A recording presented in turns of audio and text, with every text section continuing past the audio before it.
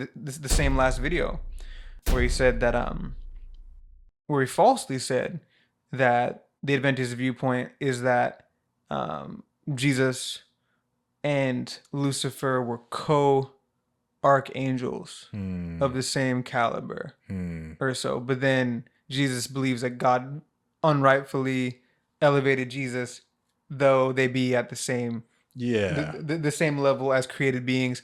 But later on in the same video, he goes on to say that the Adventist take is that there's no other archangel other than Jesus, based on or other than Michael.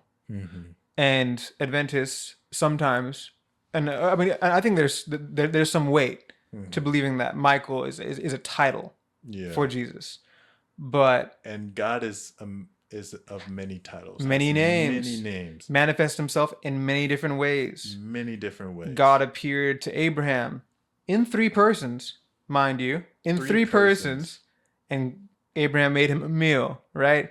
God. And yet they're trying to limit like God to either like, oh, he's just an archangel or he's Jesus, and it's like, why can't he not be both? God appeared in the book of Daniel when Shadrach, Meshach, and Abednego were in the fiery furnace. Yeah. Who is that 4th man with them that looks like the Son of Man? Yeah.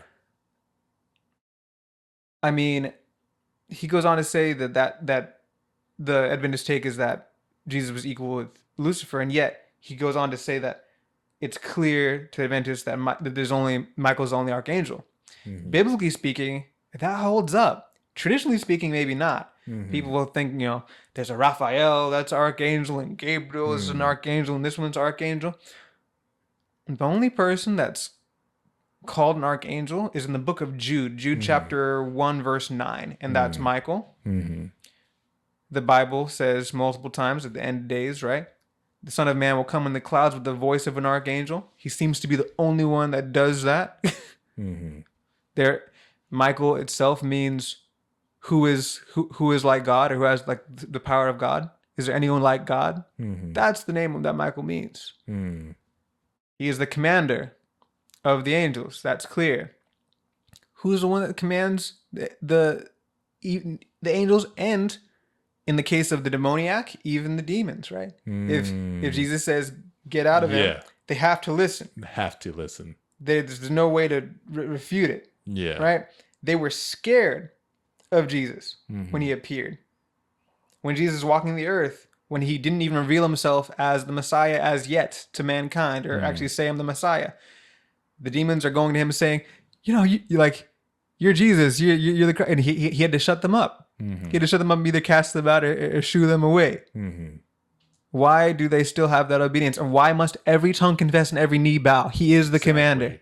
Exactly. He is the commander. So whether you take that as Jesus is Michael, I don't see how there's biblical connotation that makes Jesus a created being in that context, because Jesus can appear in many different ways, but the Bible's consistent in that he's not created. The Adventist take is that he is the creator. Nothing that exists except that things that he created. Why can't he both have another title and still be creator? But they decided to snowball and say that's from going, Adventists are high in Christology and really support the authority of Christ and how powerful Christ is. And then they go on to say, because they call him Michael, I think, he's he's less than. Whatever their agenda wasn't wholly